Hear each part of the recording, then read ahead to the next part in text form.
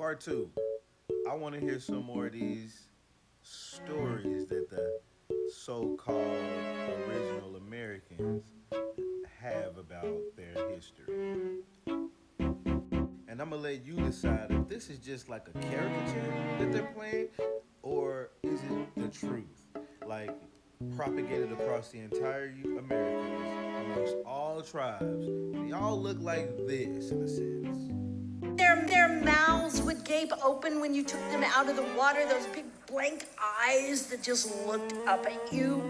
The way they were kind of slippery and kind of strong and wiggly at the same time. Everything about them just... Once this world was nothing but a barren rock. There was no life, no trees, no grass, nothing moved. It was just a rock. But deep within that rock lived Grandmother Spider. And at one point, she was moved to come forth out of the depths of the earth. And her mission was to spin the web. Oh, hey! Something from behind him. I'm really hungry now! He was running behind the boat. Hey! They came to a place where the river had cut down deep and made a very deep gorge. There were sharp rocks below. And there, at the edge of that gorge, was a little wigwam with a little bitty old man sitting in front of it smoking a pipe. Ask him nicely, he will help you, said the man. The two children came up to the old man. Put up and then shoot 1961 Chevrolet Impala. Ooh. And there should pull that hood up and then should pull the check in the oil. Shake, look. That's a, you gotta look at Luby. Honest, have pity on me. Help me. I won't harm you. All right. But I do so despite my better judgment. Swim. So now we swim. Ready? Swim. Watch out, fish are out there. Takes 2 embers. Ready? Dig the embers out. Blow on it. It catches fire. You sit there, you weave a bowl. Make a nice tight bowl. Set it down, put the ember in it. Heart. First thing is, where's the heart? This side. Right? So when the buffaloes run, they take their front arms, they stretch their ribs. You've got to put it right in between the ribs. Another quality you have to have. Physical quality. You can't be right-handed. You have to be left-handed. And you're going to be tall. Stretch that. Left-handed, that side. Sure enough. You pull back. Clear to the quills. What is he talking about? He said, I got him. They entered. All the riders came in, they wept. He said, look, and he pushed him right in the water, and Flip Boy, he's made of stone, and so he just sunk. He went right to the bottom and stayed there. And so they say now that's why when you go up to a pond and all those bubbles are coming up from the bottom of the pond, it's Flint Boy cussing at Iktomi for pushing him into the bottom of the pond and stealing his bear hide. I'm gonna start thinking, what am I gonna... Oh, he got an idea. He told all the catfish, get a good night's sleep in case that buffalo comes back. I got an idea. He says, when that buffalo comes back, every catfish get on the bank of the big lake, big pond.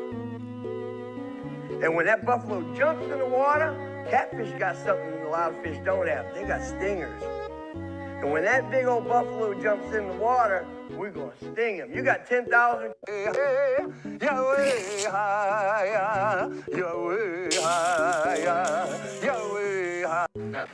That first little animal came up.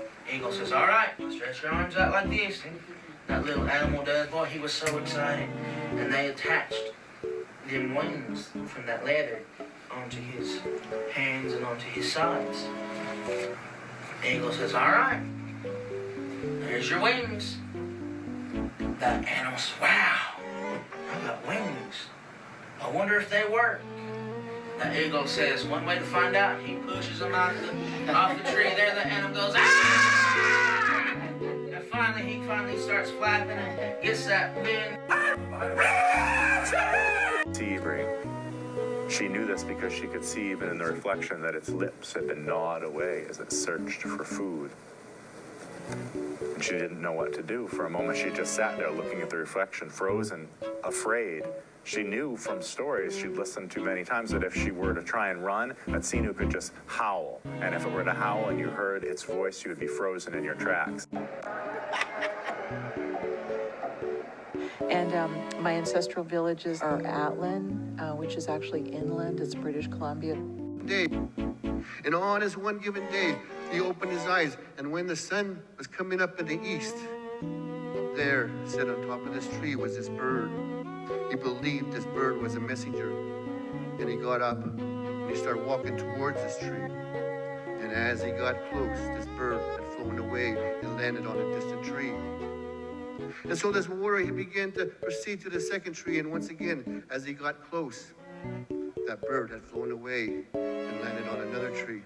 And this process. And your strong muscle. And your strong muscle. I can do it. I can do it.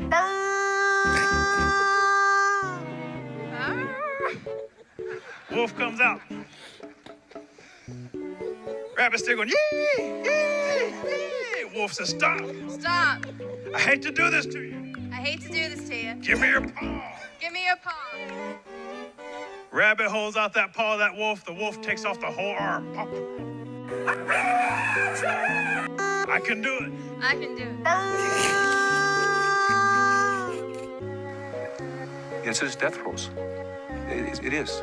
It's not wannabe. It is at its death throes. This is the time you got to be careful.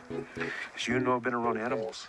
When they're in their death throes, in a state of denial, in a way, struggling, that last thing, they're very dangerous. But also, if we listen carefully, we can hear the beautiful sound. I said, this is what he said.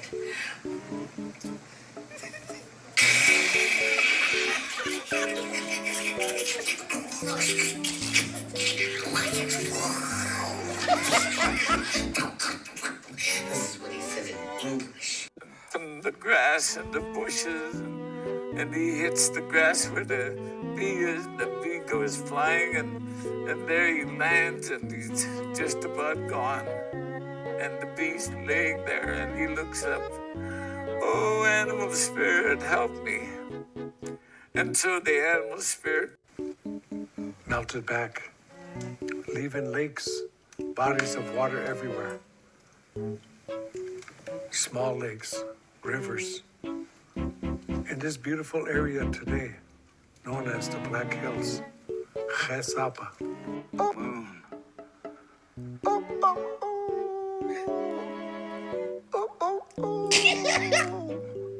How many have heard coyote out there? Yeah, still paying penance.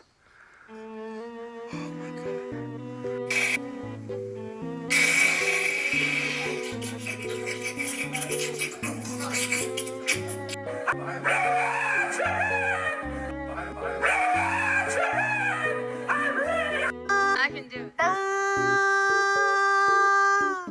How could you have not respected us, nor given thanks? You caused us pain, you caused us injury. You had no compassion. And the wooden people were assaulted by all of these things that had risen up against them. And in the end, all that was left of the wooden people were the faces of the monkeys. Crawled up in his lap. And he was looking at him. And then the baby peed on him. Just then, the baby's mother came in. You bad boy, look what you did. And the baby cowered and cried, oh, it's Ina, it's my mother.